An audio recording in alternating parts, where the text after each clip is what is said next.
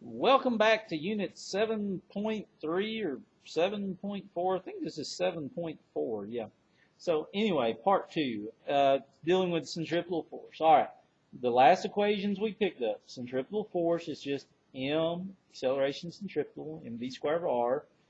If you've got something attached by like a rope or a string, we'll just say tension is your centripetal force and say tension equals mv squared over r.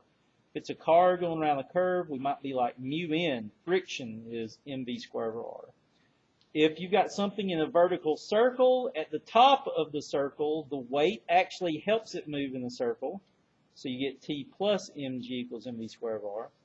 The bottom of a circle, the weight actually works against you because the weight is not helping you to move in a circle, which is why, by the way, at the bottom of a roller coaster, if you ever felt your jaw get like stuck open, it's because of this situation. At the bottom of that roller coaster loop, your weight is against you, so this tension would be like the force of your seat pushing back up against you.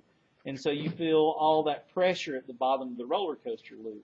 So anyway, and this basically gives you everything you need to kind of get started to finish up this chapter at this point. So let's go ahead and work some example problems. I think I'm on example 7.7 right now. And lo and behold, it's a car going around a curve. I'm going to grab my coffee cup again. Let's grab a beer cup. So we'll set this cup on here and do this little trace. So a car going around a curve. Good old drawing cars going around curves. Now, it's not that the car is going in a circle, but the car is going in a curve. And it says this car goes into a curve, and this curve has a radius. So a car goes into a curve, and the curve has a radius of 25 meters. So there's a radius of 25-meter curve. This car is coming into the curve, and of course it's going to try and hopefully make it around this curve.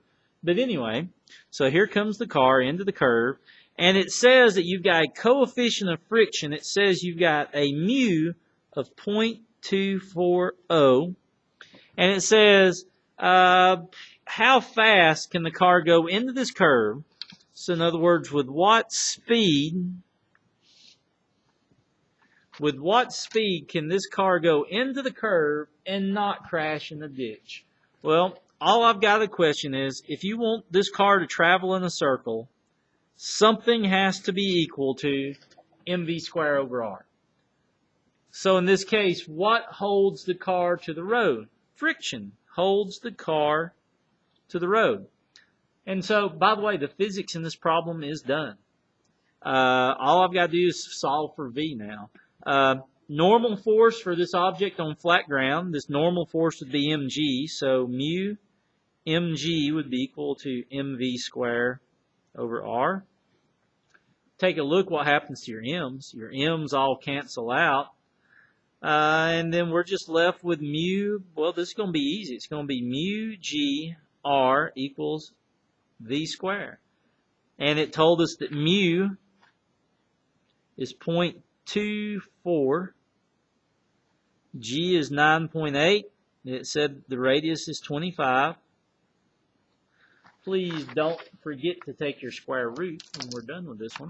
Anyway, on the calculator, 0.24 times 9.8 times 25. Don't forget your square root.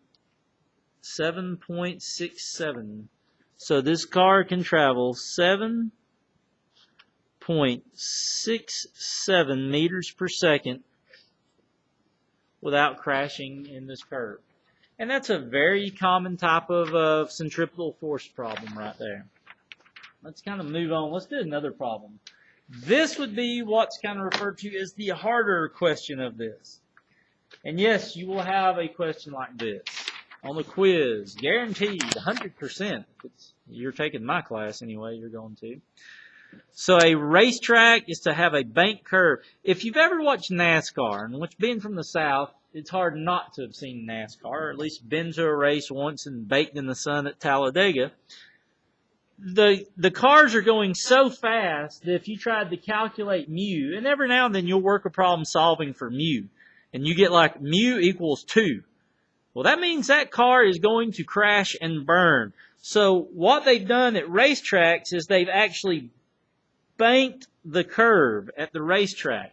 And they've banked this curve because there's no way friction can hold the car on the track. So what we're looking at here, and let's draw a little car here to make sure you get what we're doing here. And here's this car, and it's on this bank curve. So here's our wheels here.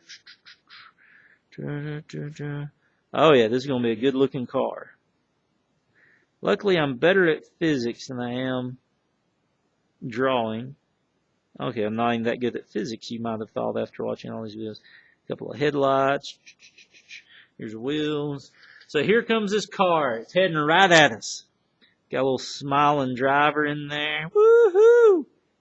Go Junior! Alright, so anyway, so here's this car, and it's on this bank curve. And in this case, we've actually got, hopefully this has got a frictionless curve. Yeah. So there is no friction in this problem. So the problem wants to know what is making this car go in a circle.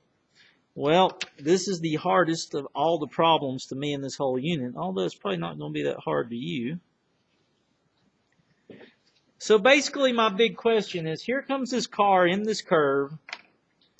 What is equal to, here's your big mystery question, what is equal to mv squared over r in this problem? Well, if you take a look at this diagram. Here's the car. You've got an mg going straight down. You've got an mg straight down, and then you've got a normal force at 90 degrees to the plane. That's your only two forces in this whole problem, is a normal force and this mg, normal force at 90 degrees. Drawing over my beautiful car, that's kind of a buzzkill. But anyway, there's our only two forces. The weight is obviously not helping it to go in a circle. The weight's got nothing to do with it. The only thing that's helping it go into the circle is this normal force. If you look, this normal force here is what's helping us go in a circle. Now, this is going to be hard. What part of this normal force points that way? Golly. Let's take a second. Let's draw a little free body diagram over here. Again, this would be considered the, quote, hard problem of this whole chapter, chances are. If you're in college right now doing this, don't be surprised if your professor sneaks this on your test and never says a word to you about it. They love this question because it's up to you to figure out what is equal. N doesn't equal mv squared over r. A lot of people would end up coming up here and going, N equals mv squared over r. Ha ha, I figured it out. And then they'd be like, N is equal to mg. No, N, you've got it kind of figured out, but N is not equal to mg. N is not mv squared over r. Why? Look, there's an angle in this problem. So the trick to this problem is figuring out these angles right here. Now I'm going to go back. I'm going to grab that little green marker again. That worked kind of good. So let's look at this. We've got an mg going straight down. And then we've got this normal force at this angle. So there's this normal force right here. Now what I need to try and figure out in some way, I need to know what part of this normal force is. I wish I had another pen. Here we go. I need to figure out this. I need to figure out the normal force that's in this direction. Well, hold on. Let's figure out some angles here. Wait a second. I can do this. That angle theta would be the same as, we've done this before, as this angle theta. I need you to do some trig. So this theta,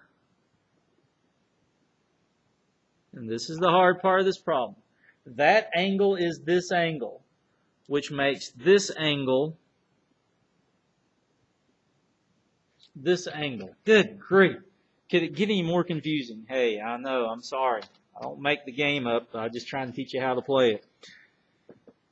So this angle is the same angle as the hill. So I want to do something.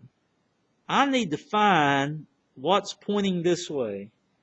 N sine of the angle would be what's pointing in that direction. Y'all, I just cracked this problem. Boom. This just happened. The physics is almost over. But now, remember what we said before. It's not as simple as just n equals mv squared. So it's this n sine. And now take a look. N is not mg because we're on a hillside. What is n if you're on a hillside? You already know this. N, and you should be able to figure this out. N cosine minus mg, and there we go. It's the cosine part that's equal to this mg. The physics in this problem is done. I'm going to go and do something. N is equal to mg over cosine of theta. Now, I want you to look at what's going to happen. Substitute this right back into that equation. And you may have to watch this video like 5 times. I don't know. I'm going to wish you the best of luck with it. But you plug this back in, and I'm going to grab a sheet of paper because it's getting kind of cluttered up here. Let's see. One more sheet of paper. Car on a bank curve. So I'm going to substitute this back into here, and I end up with mg cosine theta times sine of theta equals mv squared over r. Well, your m's cancel. Sine over cosine, so this turns into g tangent theta equals v squared over r. And we were actually done. This problem itself wanted us to find theta. So let's solve this equation for theta. So we need to, let's see, divide both sides by g. So it'd be tangent theta equals v squared over gr. Solve for theta, so let's divide by tangent. So theta would be equal to tangent -1 v squared g over r. The problem we're working said that theta is, you can go back and reread if you need to, tan -1.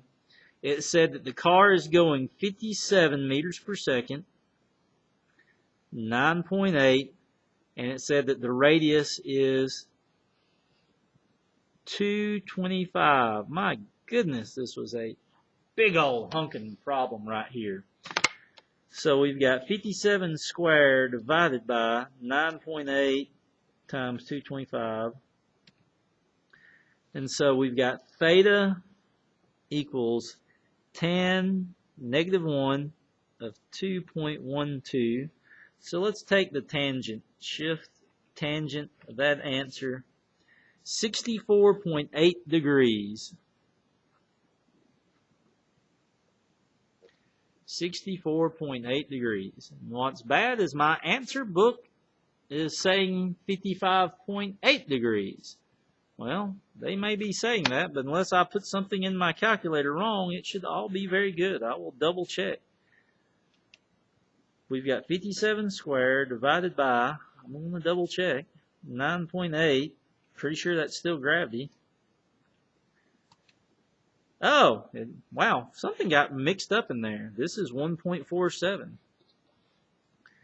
Good grief, technology, 1.47. So let's do a shift tangent of 1.47, 55.8 degrees. So they've got the right answer. Somehow or another, I got something mixed up in there. And I know that this is one heck of a honking problem. We go back and look at it. It's actually beautiful. Look at, good grief, all the room we just took up. Y'all, the only physics, boy, you can tell I'm from the South, can't you? The only physics, though, come in this one part. Unraveling the mystery unraveling the mystery of what is equal to mv squared over r. It's the sine. This is the opposite. This is why we took the sine of n to try and find what was pointing that way.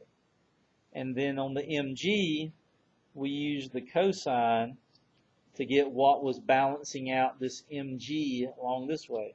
So we had this adjacent side, we had this sine side over here. This was the physics in this whole problem. Object on the hill. And you're going to definitely see it again. I'm going to stop this video. I'm going to do one more video. I'm going to do one more video. I was holding up my finger, but you couldn't even see it. I'm going to do one more video, and I'm going to do that for things that are tops and bottoms of circles. And it'll actually be kind of easy compared to this one. Anyway, good luck, and thank you.